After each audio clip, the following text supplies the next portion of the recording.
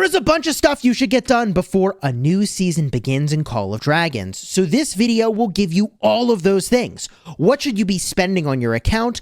What should you be taking advantage of before the season ends? And what can you look forward to in a brand new season? Stick around in this video for the things you need to know.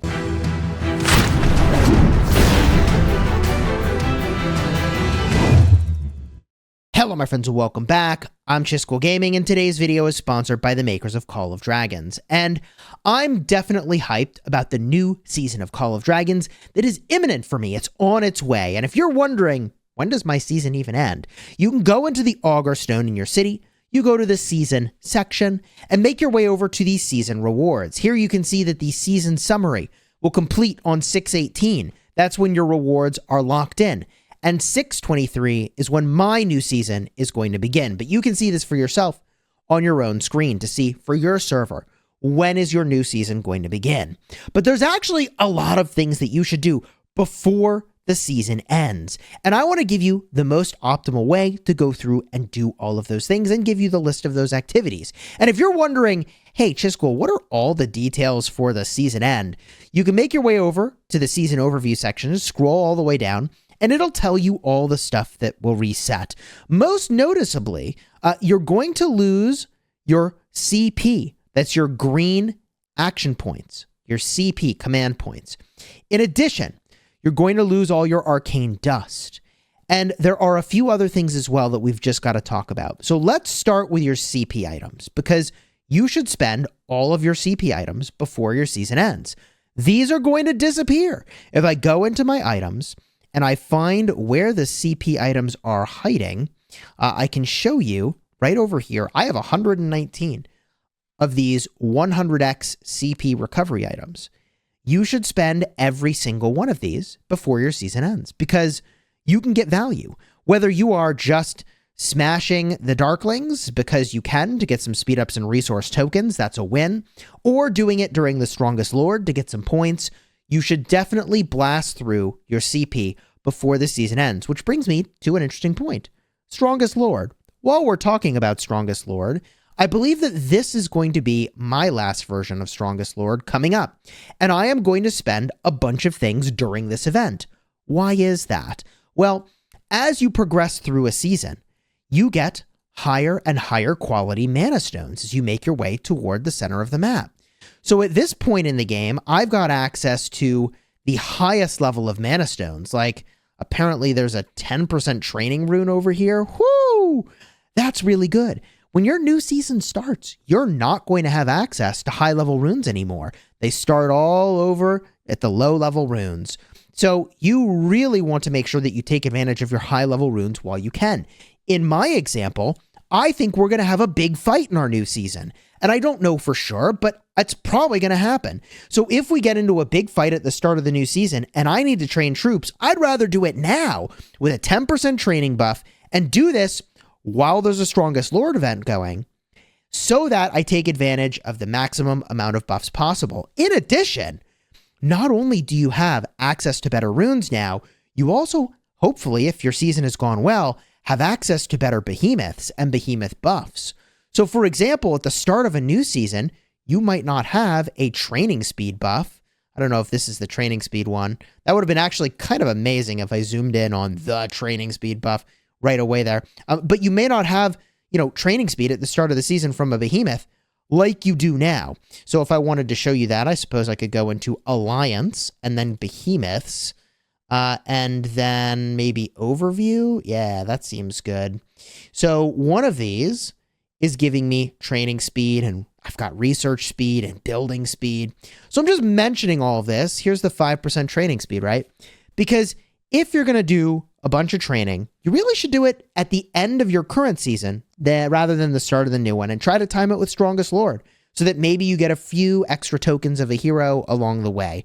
This seems really important. And one other thing I'll give you to nudge you in the direction of training more troops is that depending on what season you're going to, troop capacity goes up. When you go into season 2, I believe the new highest troop capacity is going to be 250,000 troops. Well, hold up. Wait a minute. If I bring a march out of my city right now, I mean, if I bring an army that doesn't have any things that increase my troop capacity, it's only 125,000. So you're telling me the base troop capacity doubles? Yes, it is very likely that in Season 2, it will be doubled, if it works the way that it has for some of the other realms that have gone into Season 2 already. So training more troops could be really important. How many troops do I think you need? Personally, I'm going to go for like 300,000 of each troop that I want to be able to bring a march out of my city for, just accounting for like some number being in my hospitals, right? But once I get to like 300,000 of each of the troop types, looks like I'm low on Celestials, then I'll start to train more of other troop types, and maybe I'll build out a second march. So if I want 2 marches of a troop type, I probably want like 600,000 of that troop. All that to say, training troops at the end of the season is a big deal. So you spend your CP down during day 2 of the Strongest Lord, which rewards you for doing that.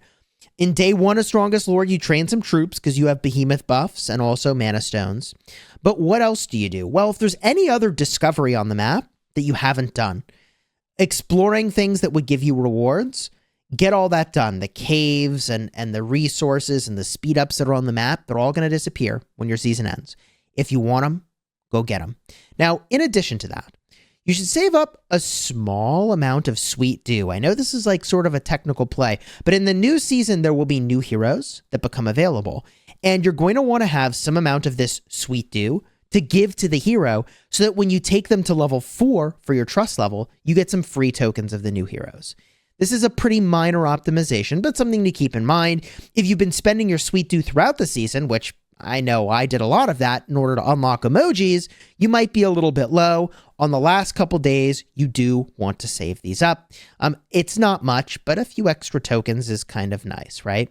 Now, on the day of reset of your brand new season, it was brought to my attention by my Alliance members that if you have something like the monthly packs, you want to wait until you land in your new kingdom before claiming your monthly packs.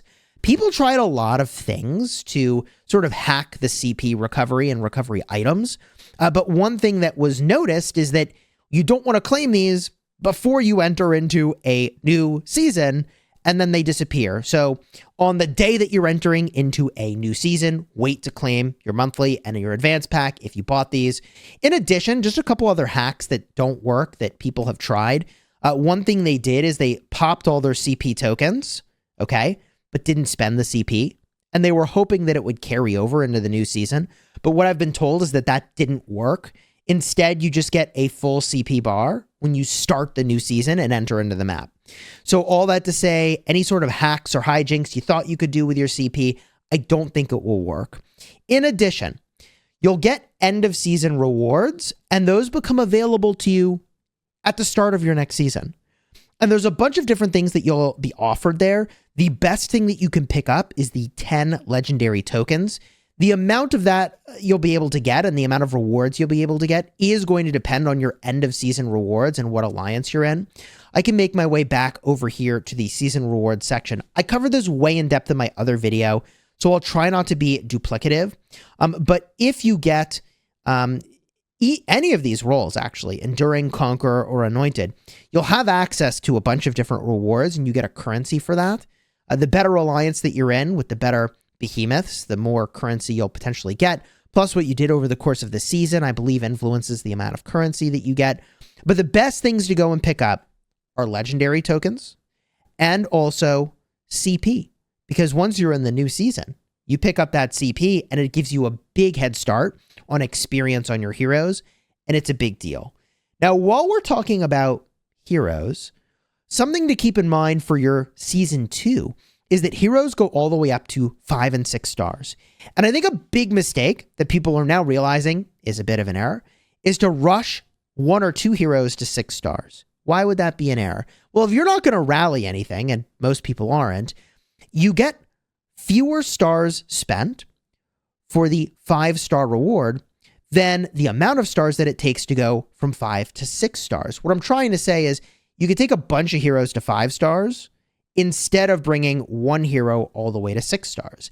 And the buff that you get for going to 5 stars is something like 5% attack mitigation of the enemy. I don't remember exactly what it does, but it's making you more tanky. And that seems amazing to me. Really amazing. The 6-star buff, I believe, mitigates like 5% of the enemy's defense, which, like, that's fine. You always get the benefit of that because, you know, whatever you target, you're going to mitigate their defense. But I personally like making my marches more tanky. And what I have confirmed from VIP support is that if you have a primary hero and a secondary hero that both have 5 stars or 6 stars, you get the benefit from both of those heroes having the buff. In other words, they stack up. So it's better to put many heroes to 5 stars and you would get a total of like 10% attack mitigation of the enemy than to have like 1 or 2 heroes to 6 stars. And it is a lot of stars to go from 4 stars to 5 and 5 stars to 6. And for perspective, I'm not even taking my Indus right now to 4 stars because I think I'm going to need so many. Even with the 1,000 I have, plus these special stars, I do not have nearly enough stars to start this next season. And it just is what it is. Now we know how that works. I wish I had bought more from the, what's it called? Goblin Markets when I had the opportunity. I didn't because I thought, oh, 4 stars. GG, I'm done with all these stars. They're a complete waste. I was wrong. Oh, how I was wrong. And one other thing that you should start to hoard up. And here's the real pro tip. If you made it to the end of the video, by the way, do me a huge favor. Consider throwing a like on the channel, subscribing. This is the big hack over here, especially if you're a spender. But you should save all of your artifact keys. I have not been doing this. Bad Chisgule. Very bad Chisgule. And the reason you should save these artifact keys is because I'm told that there are new artifacts that get added in for Season 2. And that happens over time.